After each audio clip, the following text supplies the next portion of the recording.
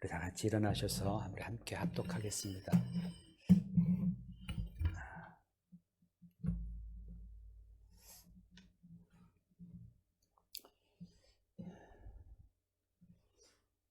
시작. 또 이사야가 이르되 이새 뿔이 곧 열방을 다스리기 위하여 일어나시는 이가 있으리니 열방이 그에게 소망을 주리라 하였느라. 소망의 하나님이 모든 기쁨과 평강을 믿음 안에서 너에게 충만하게 하사 성령의 능력으로 소망이 넘치게 하시기를 원하노라. 아멘. 하시기 바랍니다. 지난주에 우리는 추수감사절을 맞이해서 평범한 것에 감사할 줄 아는 것이 이게 바로 비범한 인생이다라는 말씀을 우리가 들었습니다. 평생 하나님을 경외하면서 신앙생활하는 거 여러분 이것이 큰 복입니다. 여기에 감사할 줄 아는 것이 이것이 비범한 인생 아니겠습니까? 주어진 일을 성실하게 하고 또 그로부터 이제 소득되는 열매를 우리가 먹는 것. 뭐 모든 사람이 다 하는 거잖아요. 그렇죠? 대부분 모든 사람이 다 하는 겁니다. 그러나 그것을 우리가 감사할 줄 안다면 우리는 평범한 인생이 아니라 비범한 감사하는 인생이 되는 것입니다.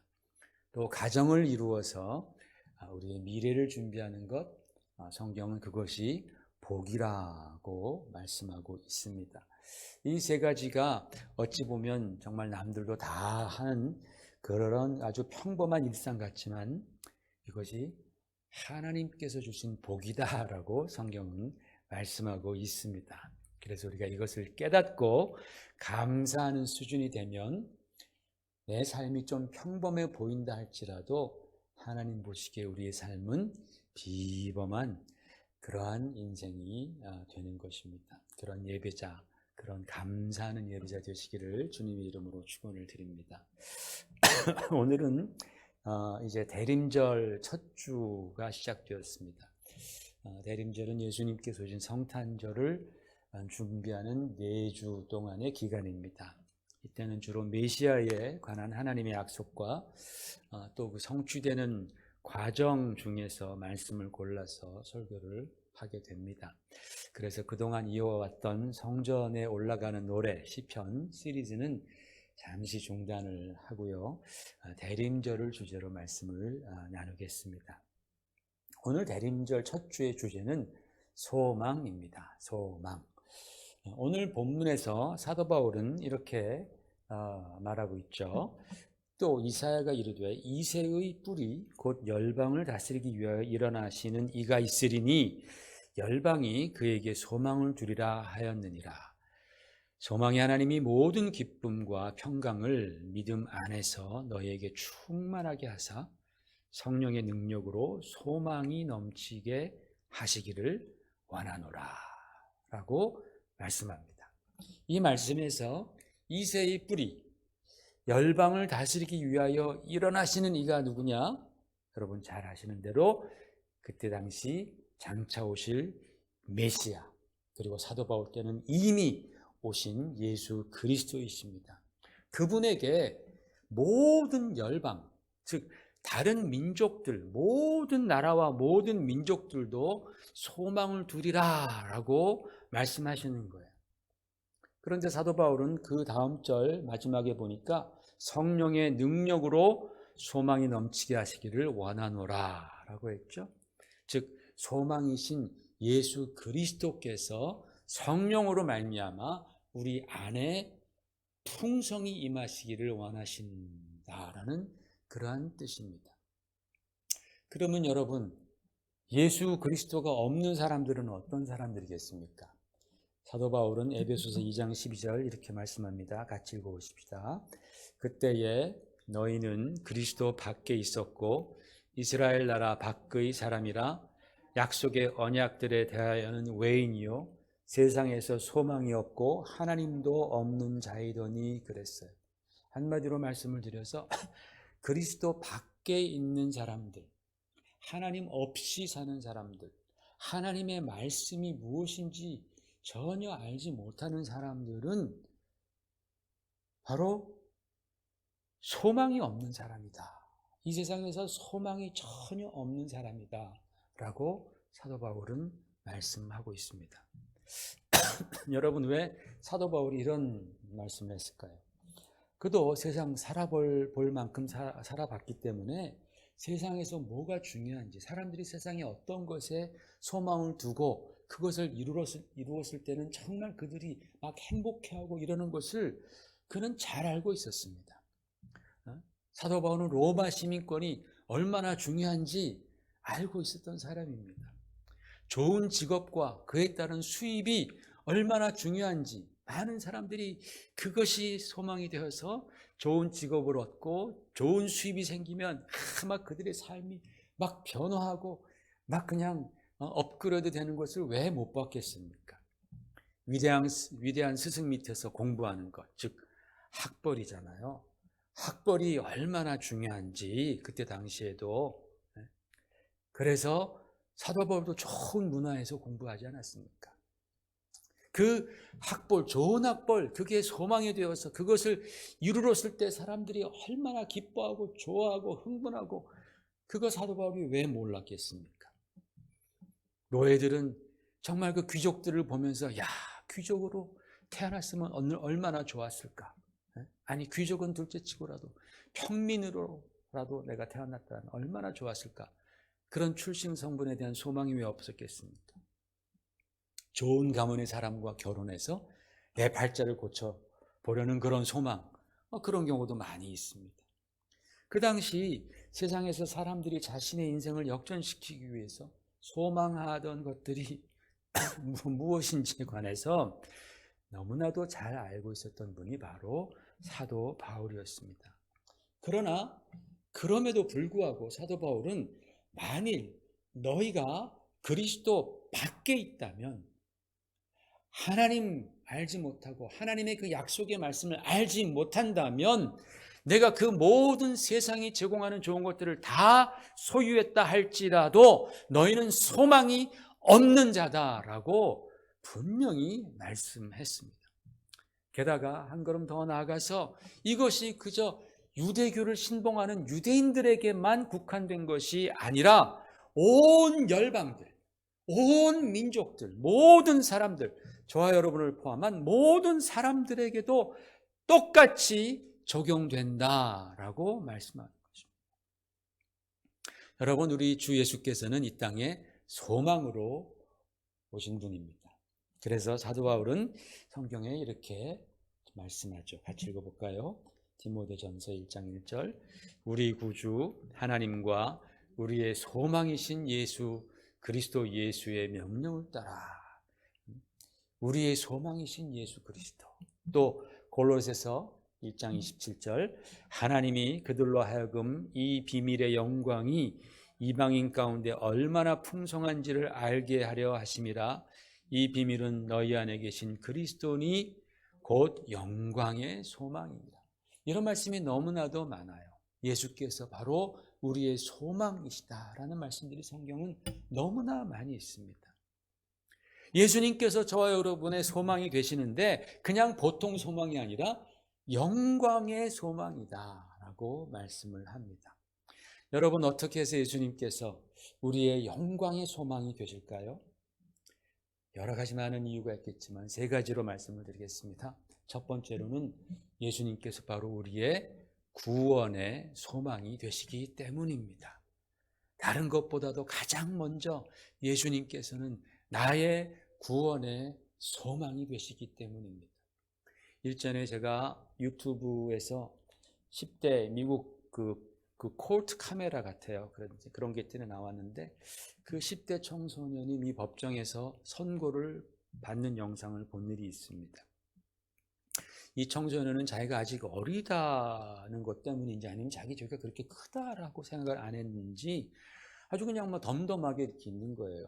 그런데 판사가 그 아이에게 10년이 넘는 감옥살이를 선고합니다.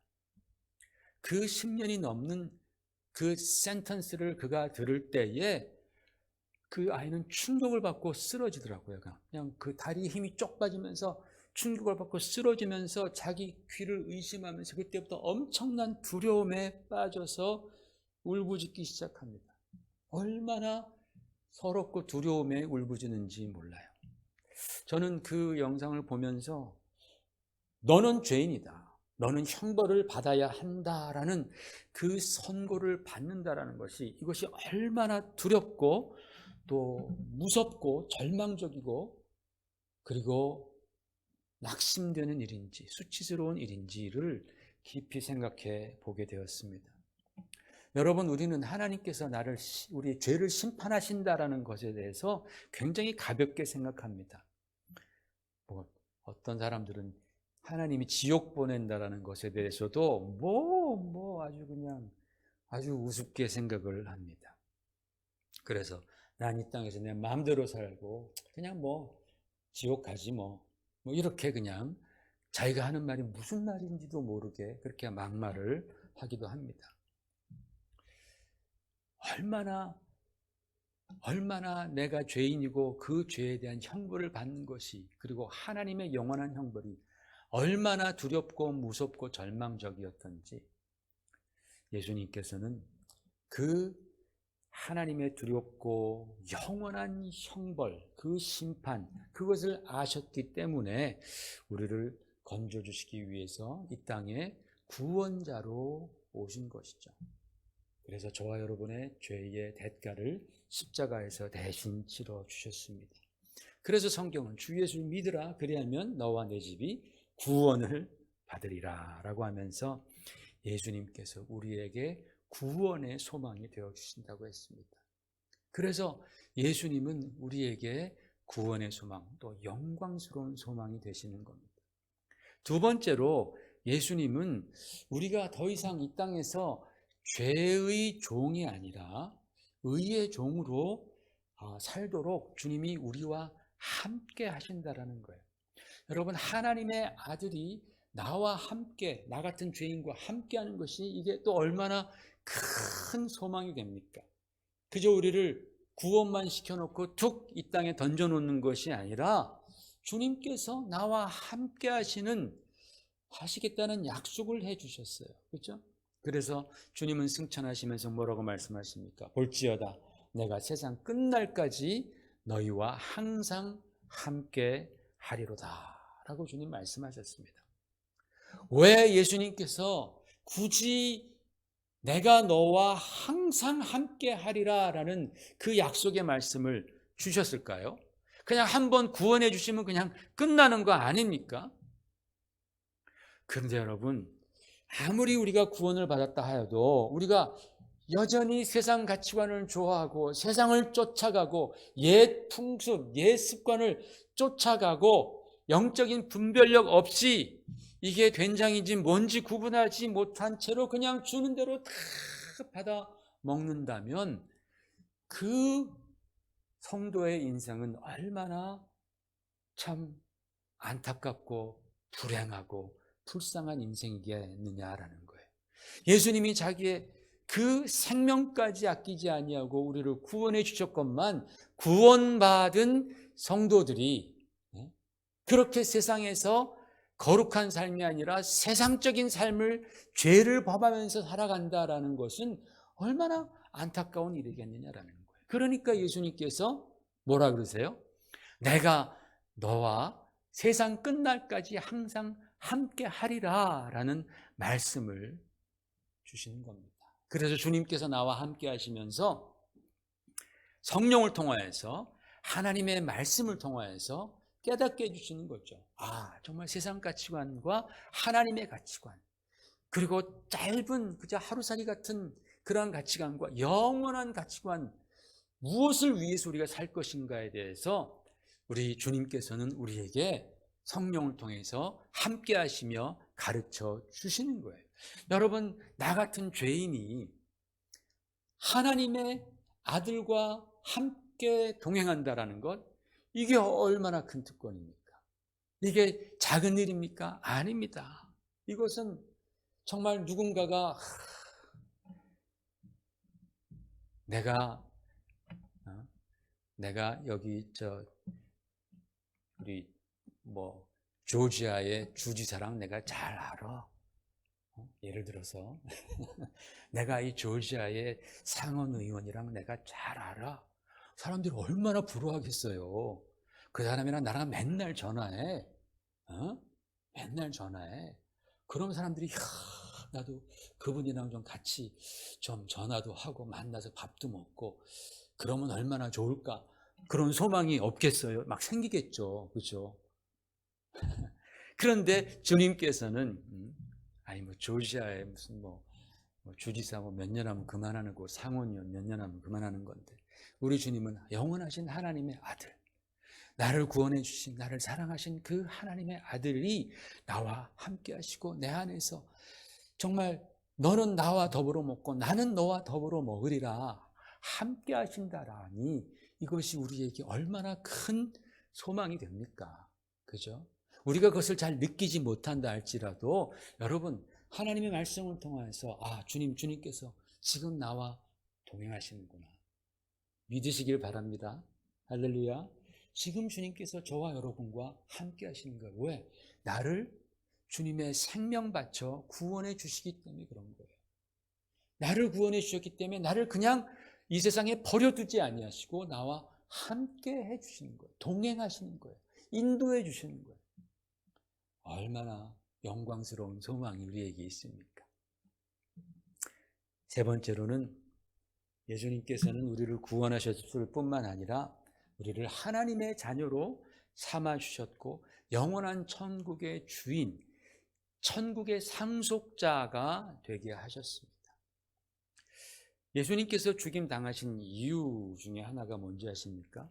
하나님을 자기의 아버지라고 말했기 때문입니다. 자기 아버지, 하나님을 내 아버지라고 자꾸 말하는 거예요. 근데 그 하나님은 신이잖아요, 신. 아니, 자기 아버지가 신이면 그 아들도 신이잖아요.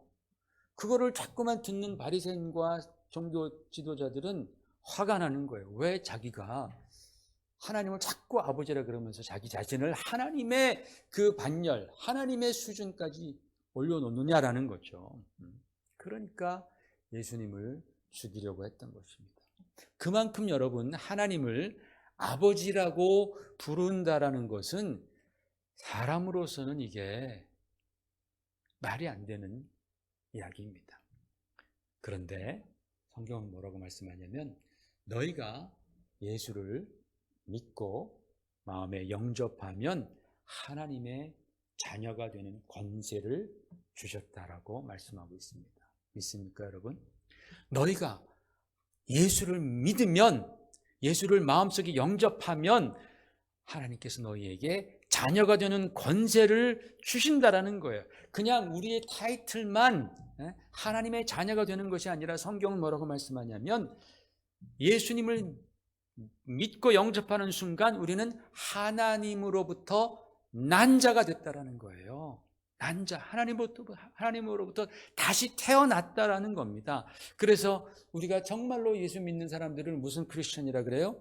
born again 크리스천이라고 말하지 않습니까? 그래서 거듭난 성도들은, born again 크리스천들은 모두가 다 하나님을 아버지라고 부를 자격이 있어요, 없어요? 자격이 다 있는 거예요. 내가 born again 크리스천이면 하나님을 아버지라고 부를 수 있는 그런 권세가 우리들에게 생긴 겁니다. 여러분, 가끔 보면요, 하나님을 아버지라고 부르는 것을 굉장히 많이 힘들어하는 분들도 가끔 계십니다. 여러분, 믿음으로 고백하시길 바랍니다. 하나님 아버지라고 처음엔 좀 힘들어도 고백하다 보면 그것처럼 정말 따뜻한 호칭이 없습니다. 하나님 아버지라고 여러분 꼭 그렇게 고백하시고 부르시는 born again 크리스찬이 되어야 합니다. 그래서 우리가 하늘나라의 상속자가 된다는 거예요.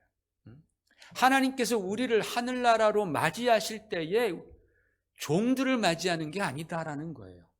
자녀들을 맞이하신다라는 거예요. 여러분, 종들은 상속받지 못합니다. 자녀들이 상속을 받습니다. 맞습니까, 여러분? 자녀들이 상속을 받는 거예요. 종에게 상속하려면 걔를 갖다가 그 사람을 자기의 자녀로 입양한 다음에 상속을 했어요. 자녀에게 상속을 하는 겁니다.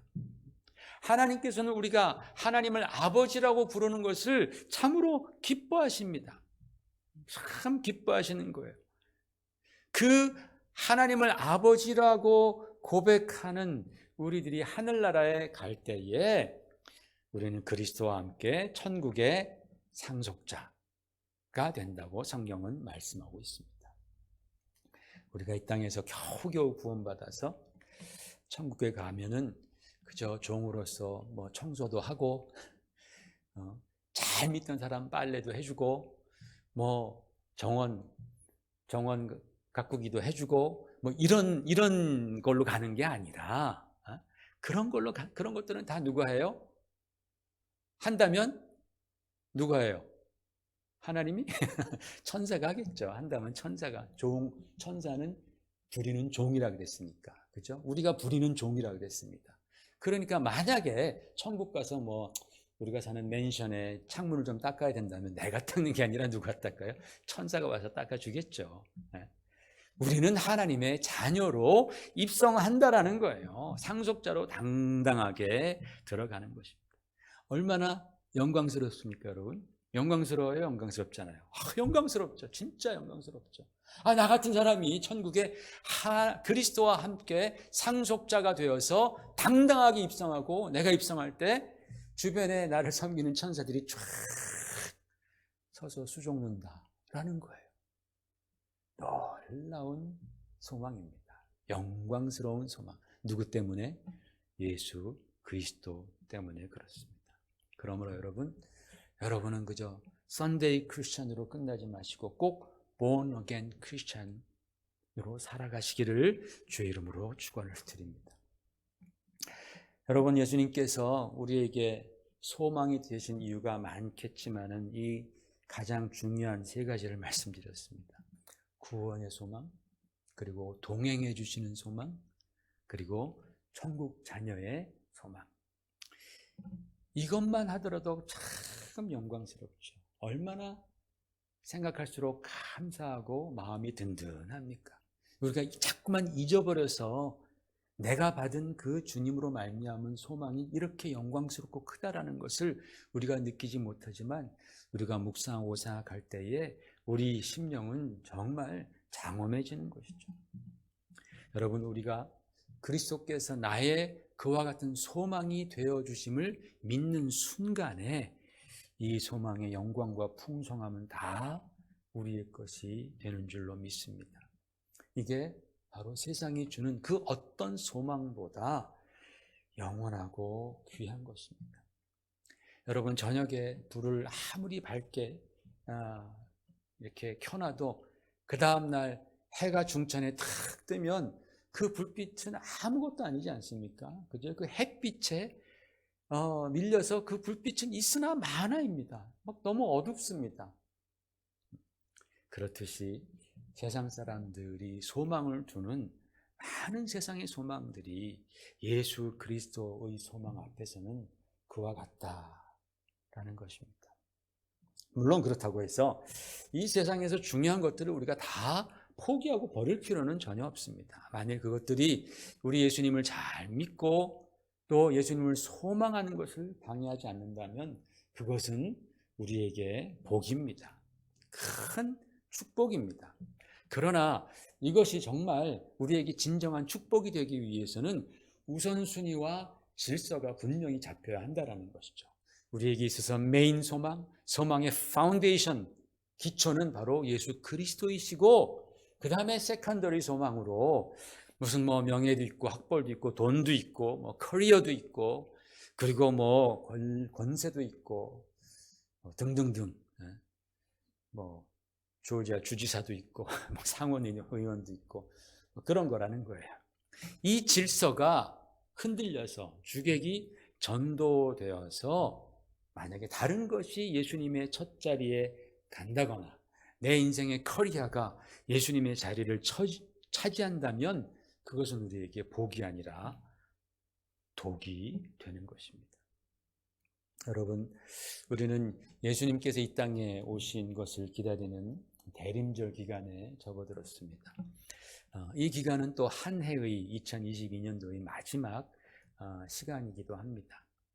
여러분, 우리가 2022년도를 아름답게 마무리하는 방법이 여러 가지가 있겠지만은 중요한 것은 우리의 소망으로 이 땅에 오신 예수 그리스도, 그리고 그분이 나를 위해서 이루신 것들을 이 기간 동안에 깊이 묵상하는 시간을 갖는 것입니다. 그래서 정말 주님이 나를 위해서 그 이루신 것들을 우리가 더 깊이 우리의 심령 가운데에 새기는 것이 2022년 이 마지막 시간을 우리가 잘 마무리하는 그러한 시간이라고, 방법이라고 생각을 합니다. 사도 베드로는 이렇게 말했습니다. 베드로전서 3장 15절에 같이 한번 볼까요? 시작. 너희 마음에 그리스도를 주로 삼아 거룩하게 하고 너희 속에 있는 소망에 관한 이유를 묻는 자에게는 대답할 것을 항상 준비하되 온유와 두려움으로 하고 선한 양심을 가지라 라고 했습니다. 그러므로 여러분, 이 대림절 기간 동안에 예수님께서 나의 소망이 되신 이유를 잘 묵상해서 우리 마음 가운데에 새기고, 그런 과정을 통해서 내가 더 예수님께 더 가까이 가시고, 그래서 예수님의 소망과 은혜로, 그 정말 주님의 영광의 소망으로 저와 여러분의 삶이 풍성해지시기를 주 이름으로 축원을 드립니다. 우리 함께 기도하겠습니다. 기도하실 때에